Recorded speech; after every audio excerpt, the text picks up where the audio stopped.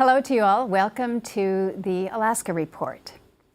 I've had an opportunity over the years on this TV show to introduce to Alaskans some young people who I have had an opportunity to get to know for a month internship. They come back to Washington, D.C., they work in the office, they shadow me, they have an opportunity to focus on some research projects, but also to have the genuine experience of working and living in our nation's capital and being part of the Senate process for a month.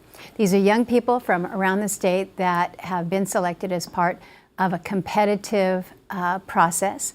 And so I always feel like I've got the best and the brightest of young Alaskans from all over the state. This is the first session of interns, a great group of 10 young people. We'll have an opportunity for another 10 to come in just really about a week or so. So the opportunity to sit and visit is always good, but to then share with Alaskans some of who you are and what you have gained from this internship, I think is always an interesting part of the Alaska Report. So you all know, as you follow me around, I'm asked questions all day long. I get used to them, but I think some of the toughest ones are always directly from you after your observations, having been here in Washington for a month. So this is my opportunity to introduce you to Alaska by way of the Alaska Report, and you to in turn ask me questions that are on your mind. You can pretend to be the reporter for not a day, for at least the moment here. But then I also have a question to you. As we have this exchange, I'd like you to also share with our viewers just some impression of your month here in Washington, D.C. I'm not going to ask you to just limit it to one word expression, but just share with our viewers some of your thoughts. So we're just going to kind of go down the row here. Jaden, we'll start off with you. If you want to give your name, tell folks where you're from, perhaps your high school, and then we'll have a little question and answer back and forth here. So you get to start off. Welcome. Hi, Senator. My name is Jaden Frazier, and I am from Anchorage. I would just like to start off, and on behalf of all of us interns, I would like to thank you so much for this invaluable experience. We all appreciate what you do for us and for our state, so thank you for that. You make it great, so thank you. You all make it great. Thank you, Jaden. So my question for you is, what was the most impactful experience or memory of your internship with Senator Stevens? So I was an intern, just like you, fresh out of high school, very impressionable. It was really my first time that I'd been east of, I think, the Seattle-Tacoma airport when I came to Washington, D.C. as a young intern. I had extraordinary friendships that I shared with 9 other interns from around the state. To this day, I still exchange Christmas cards or texts with 6 of them, 6 of 10. So there was a pretty good bond. That was an extraordinary part of it. I think the thing that I remember most distinctly about Senator Stevens at that time, I also got to shadow him, was here was a man who was moving all the time. He was so busy and just so focused. And I was so in awe of how he was able to jump from one subject, different conversations, just his breadth of knowledge of all things Alaska. It was an extraordinary opportunity as a young woman, fresh out of high school, to be kind of trailing him around for a day and to see what he was doing on a daily basis for Alaska. My strongest impression was of himself as the man. So what have your impressions of Washington been? I would say the biggest impression that I have gotten is from you, Senator. I know when I first came down here, I was a little worried about, you see things in the news about different parties and everything, and I just have felt so reassured that we have someone so strong representing us down here.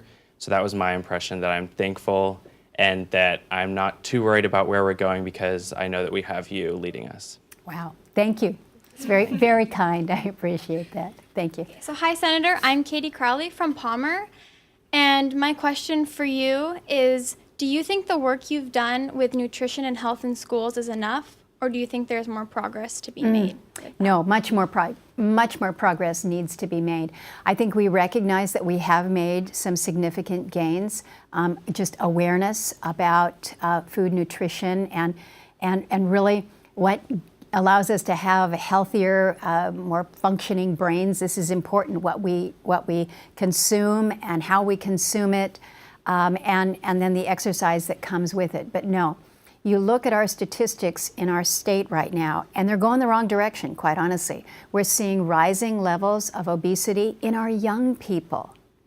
And so more needs to be done in terms of awareness, more needs to be done in sharing that information so that young people develop good habits early on, and they carry that forward then into the future.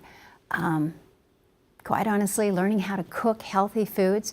Palmer is a great example of some great vegetables that come out of your region. We should be doing more to support those local foods to the extent that we can. We have to brag on our lettuce tower in our front office. You all have been seeing firsthand. We're demonstrating in our office that you can grow your own good, healthy lettuce right in your own home. So, good question. So, your impression, Katie? So, just to reiterate what Jaden said, it's so reassuring to be spending time with you and seeing that you are just a person and that you are working and doing your best for Alaska. And so, I feel very confident coming here and seeing that all of the senators are working to do their best for their states, and especially you. It's been a pleasure working with you. So good to have you. Thanks, Katie. Hi, Senator. I'm Taylor Holman from Unalaska, and my question for you is, if you hadn't gone into politics, what other professional career would you have been interested in? I always wanted to be a teacher. When I was a young girl, I knew I was going to be a teacher. My grandma was a teacher, and that was what I wanted to do. And I had my sights set on that until I was in college. And it was in college that I just had an interesting experience in an economics class where the professor said, "You don't get it, you should probably drop my class." And I said, "Really? You have that little confidence in me?" So just to spite him, I changed my major from education to economics, and the rest is history. But I do feel that so much of my day is spent educating others, talking about Alaska, why we're different, why we're an outlier on healthcare, what we need to be doing more when it comes to accessing our resources. We're always educating. And so in many ways, I feel like I've come home to that. So it's good to be an educator. So, your impressions? Well, through this experience, I've really been able to appreciate how difficult it is to be knowledgeable on such a wide variety of topics, and being able to be, for you to be so well versed on so many levels and able to educate others on so many things. Education, man, it's key. All right. Thanks, Taylor. Hi, Senator. I'm Kanani Halverson. I'm from Ketchikan, Alaska.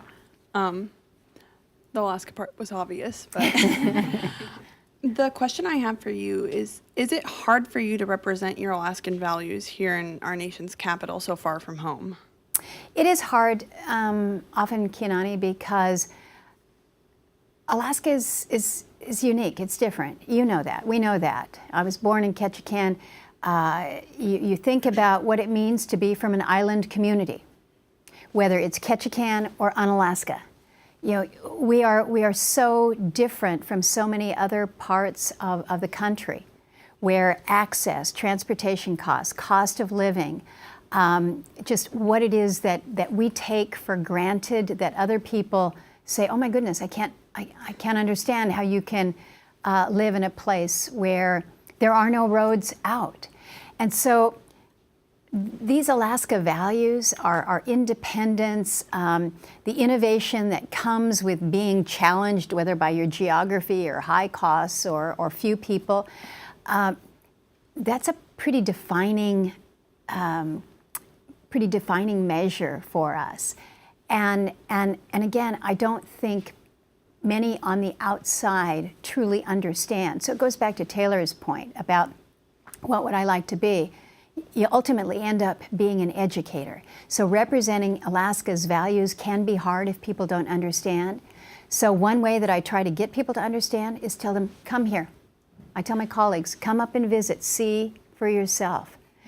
Those in the administration who are making decisions that are impacting us, come up and understand that when you don't have a safe route out for people when they get hurt, like in King Cove, help us gain access. So it is hard, it's challenging, but it's certainly a mission that is important. So thanks for the question, Kanani. What do you think about Washington? Well, this overall experience is genuinely unbelievable. About Washington itself, it's not as big and as scary as I thought it was going to be. I'm really happy I scared myself in the beginning and not when I got here. This experience with you is something I will always be grateful. As young people, we're fresh out of high school, it's the first step into our real lives. Yeah. And for this to be it, I'm grateful and I'm thankful to be here. Well, we're glad you're here too. Tasha, you're up. All right. Hi, Senator. My name is Tasha Elizarde, and I'm from Juneau, Alaska. And my question actually also ties back to education. I was wondering, do you have any tips for those of us planning to run for a public office in the future? Follow your passion. Follow your passion. Don't think that you need to have a degree in political science. Aim your focus where your heart is. If you care about education, for instance, jump into that. Be involved in it. Be involved in your community. Be involved in your school. Allow your outside interest to help build that out. But be engaged and be involved in the things that you are passionate about. And if you're passionate about them, you will find that you are leading in them. And as you are leading in them, people will say, "You're really good at that. You should do more." And they will encourage you to do more. And you will find yourself naturally elevated to a position where people say, you should consider running for elected office, not just volunteering of your time. But if you follow your passions, it's much, much easier than having this goal of, I'm going to be in X office by this date. If that's your passion, to just win office, you're probably not there for the right reasons. If you're there to serve because you want to make a difference, then you've got some real future there. So your impressions now. I've had a lot of impressions, I think, just setting foot in DC, but one of the biggest things I've noticed is that it's incredibly busy. It's definitely not like Juneau, even though Juneau is a capital city. A lot more is happening, everyone's bustling and moving around, and I honestly admire you for being able to spend so much time away from home to come to serve us and to try to represent Alaska the best that you can. So thank you for bringing us here. Oh, thank you. Yep, you're all a long ways from home. We know that. We're all a long way from home. Okay, who's next up in the back row? James? Okay. Hi, Senator. Hi.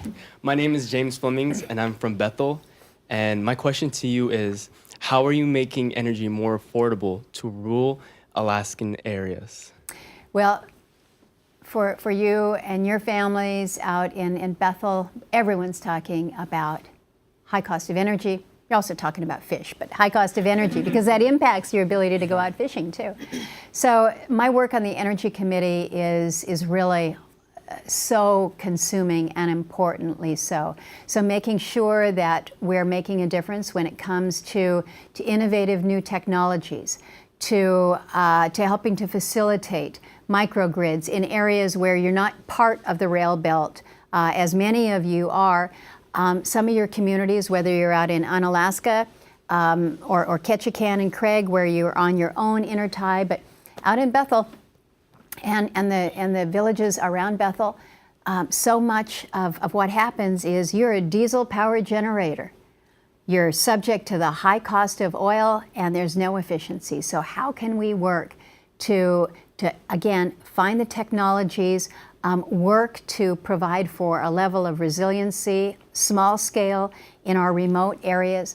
So whether it is innovative programs like ARPA-E, where they really focus on these technologies, or helping to facilitate ways that we can lower the cost for commercialization, is a big part of what we do in the Energy Committee. And then translating that back home so that it makes a difference on the ground to people all over the state is what we do in the Energy Committee. And I think all of you have had an opportunity to spend a little bit of time in the Energy Committee following them around on a day-to-day basis too. So you've learned a lot there. What other impressions do you have, James? DC is a big city. Yes, it is. Yeah, growing up in a small town like Bethel, it was really hard at first to just be familiar with the city lifestyle. So being placed in an unfamiliar place like this really helped me learn more about our political process than what I would never have thought, and to also learn more about myself. And I thank you so much for putting me in this position where I am right now. Come a long way in a month. Great. Hi, my name is Clare Faulkner and I'm from Anchorage.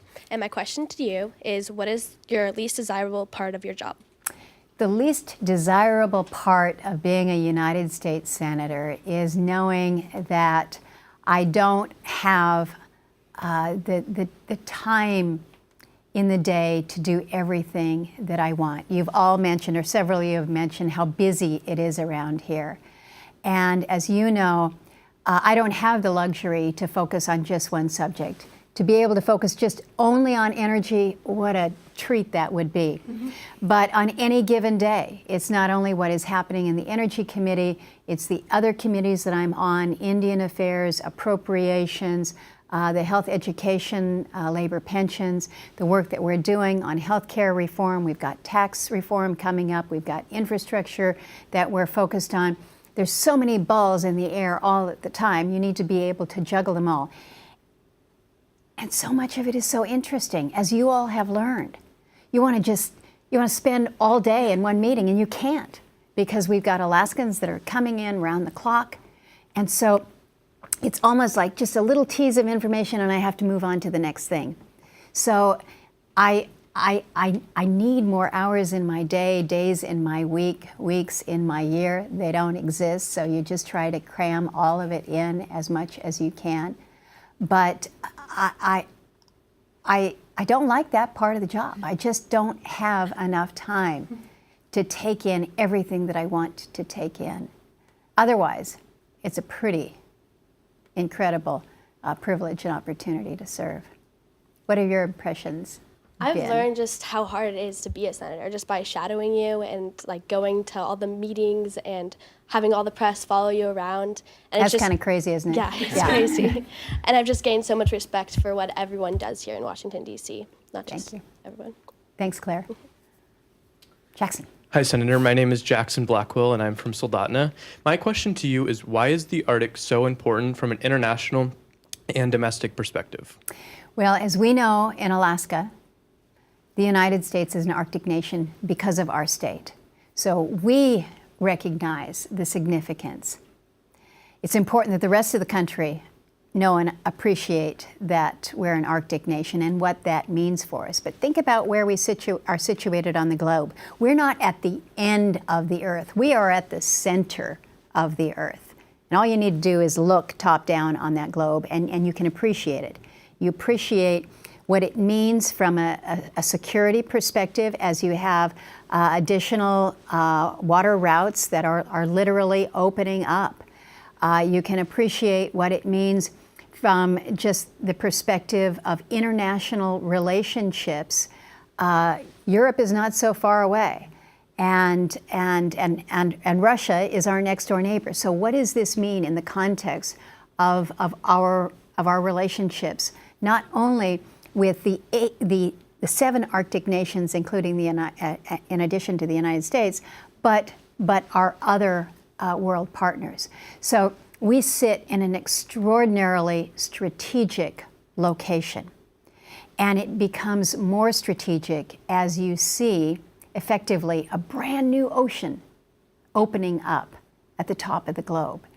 So recognizing the benefits that can come to us if we're willing to lead. I don't want to sit back and let Russia lead or Canada lead or China lead.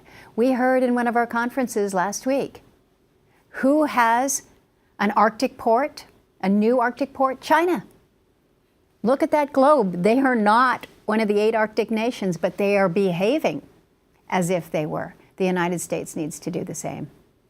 Now, Jackson, you've had an opportunity to be back here a couple of times. What are your impressions on this yet another time in Washington? So I just would also like to thank you just so much for giving all Alaskans this opportunity. And I think that just any time you can spend back in Washington, D.C., especially coming from small town Alaska or just Alaska in general, is just beneficial for everything that, I mean, we all have unique goals and ambitions. I think that anytime you can kind of broaden your horizons and expand your outlook on just different issues and talk to different people and experience different things, just incredibly beneficial. And it's always just so incredible to see the hard work that your staff does and that you do just to represent Alaska and to truly get the best results for the people that you guys all represent. Thanks. Staff really does work hard. It's really important. Fiona, good to have you. Hi, Senator. My name is Fiona Kelsey from Anchorage. And my question for you was, what is your favorite backpacking trail in Alaska? Oh, okay. It is absolutely, without question, the Chilkoot Trail.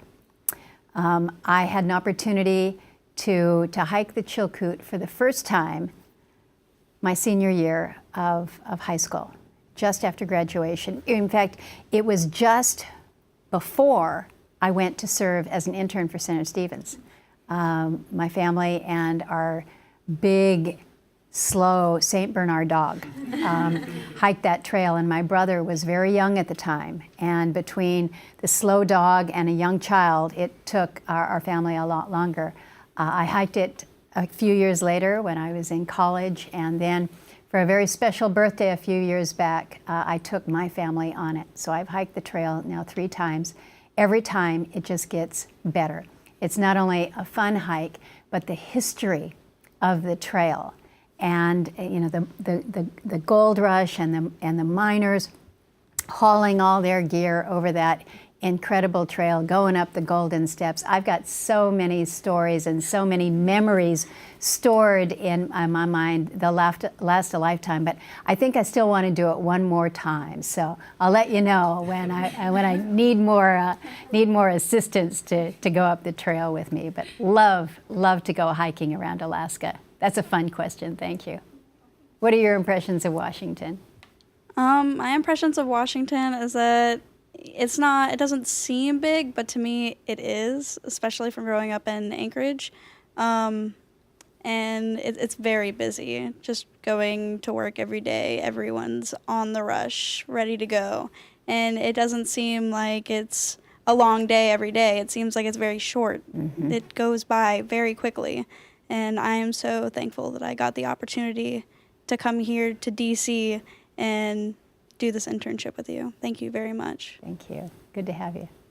All right, Tristan, you're rounding things out here. Thank you, Senator.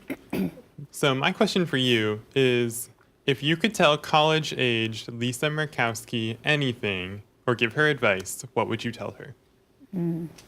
College Lisa Murkowski. Okay, so I'm 18 years old, going off to my first year of college. I think I would tell her to be adventurous, to try new things every day, and to really venture out. And the reason I say that is because when I went to college, I was not ready to venture out. I knew that I wanted to leave the state because I was ready for that adventure in my life. But I wanted to stay pretty close. So I went to a school that was on the West Coast where I knew that there were a lot of other Alaskans because I wasn't quite sure that I was ready to break out. And I realized after a few months that, yeah, I was ready. I was ready, but it took a lot of encouragement for me. And some people would say, well, that's surprising because you sure do a lot of adventurous things every day now. But I started a little bit slow.